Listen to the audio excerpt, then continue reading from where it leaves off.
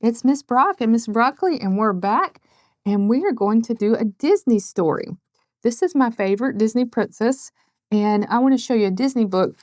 These are from my collection, and I won't have time to read this one because it's really long, but if you want to get this one, I get it off eBay. You can buy them around $20 off eBay. I don't think they're printed anymore, but this one has lots of good little short pages that you can read one at a time or till you stop. It's not a story. It's kind of a continuation of little scenes, and different characters come from each scene. But it helps us understand when we're polite to each other, what it means to have manners and how to respect each other and how manners help us respect each other. And I like this one a lot, and I read that one to my children. But when I was a little girl, I went to the public library and they had this one. And they had it in a big Ziploc bag and it hung on a little bitty stand and it had a cassette tape with it. And I would get it and I could listen to it and the cassette tape and I could read along. And this is one of my oldest memories of the first book I learned to read. And it is called Cinderella. And I can still remember the illustrations from when I was a child. Cinderella. Once upon a time, there was a little girl named Cinderella. She lived with her stepmother. The stepmother did not like Cinderella. She made her work very hard every day.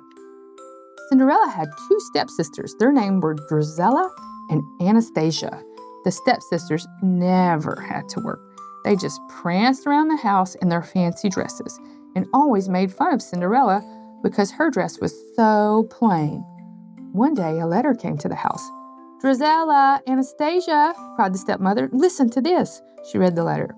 It said, "The king is giving a ball tonight. His son, the prince, will choose a wife. Every girl in the kingdom must be there."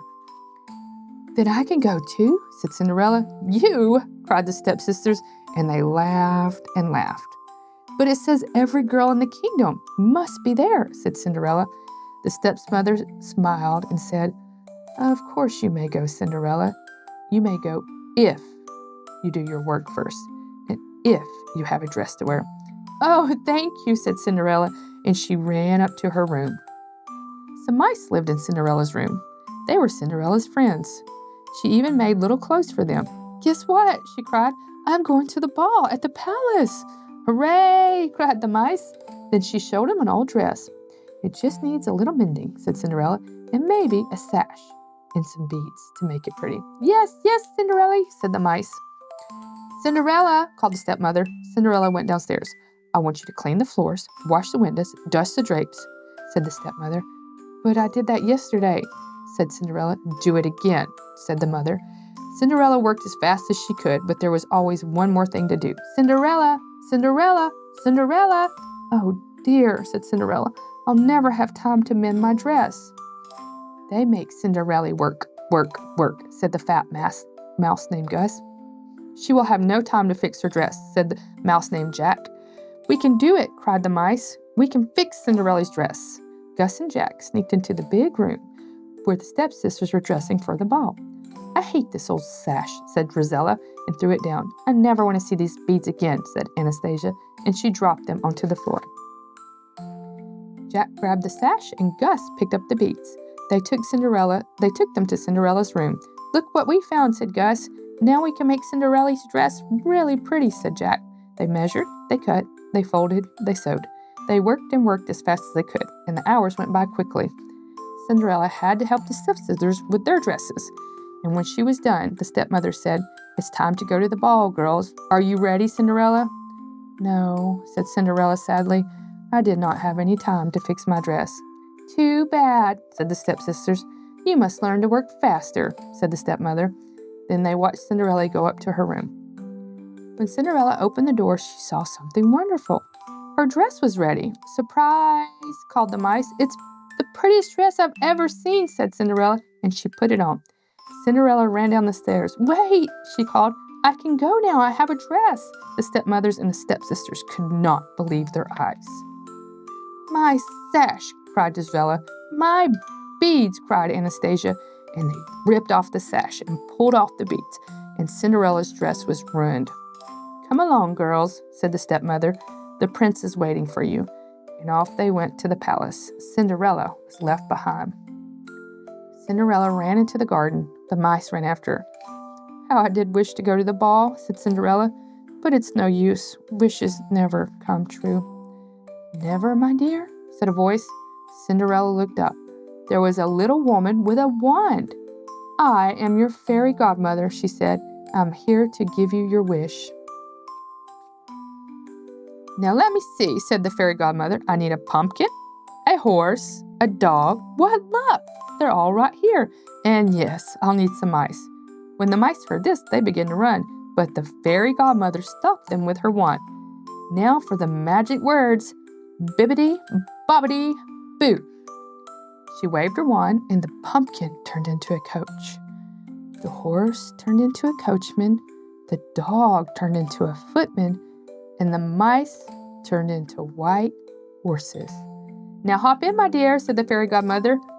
"But my dress," said Cinderella. "Oh my," cried the fairy godmother, "I almost forgot." She waved her wand again, and Cinderella looked down. Her dress turned into a white gown. Her shoes turned into glass slippers. "Oh, thank you," said Cinderella. "Now hop into the coach," said the fairy godmother. "But remember, all the magic ends when the clock strikes 12. "I won't forget," said Cinderella, and off she went to the palace. At the ball, the king was complaining. "The prince has met all the girls in the kingdom," he said, and he has not found one he likes." "Give him time," said the Grand Duke. "He's had enough time," cried the king. Just then, Cinderella came into the ballroom. When the prince saw her, he bowed. "May I have this dance?" he asked. "Yes," said Cinderella. All night, the prince danced with Cinderella only. They danced around the floor as if in a dream. Everyone said, "How lovely she is. Who can she be?" The hours went by quickly. Suddenly, the clock began to strike midnight. Cinderella ran down the palace steps. As she ran, she lost her glass slipper. When the prince reached the steps, Cinderella was gone. He picked up the tiny glass slipper. "The girl who wore this slipper is the girl I want to marry," said the prince. He told the Grand Duke to find her. Even before Cinderella was home, the magic ended. The coach turned back into a pumpkin. The coachman turned back into a horse. The footman turned back into a dog. And there was Cinderella and the mice, just as before. The next day, the Grand Duke took the glass slipper to every house in the kingdom. At last, he came to the house where Cinderella lived. Cinderella was up in her room. First, Rosella tried the slipper. Her foot was much too long. Then Anastasia. Her foot was much too wide. And there were other girls in the house. "Are there other girls in the house?"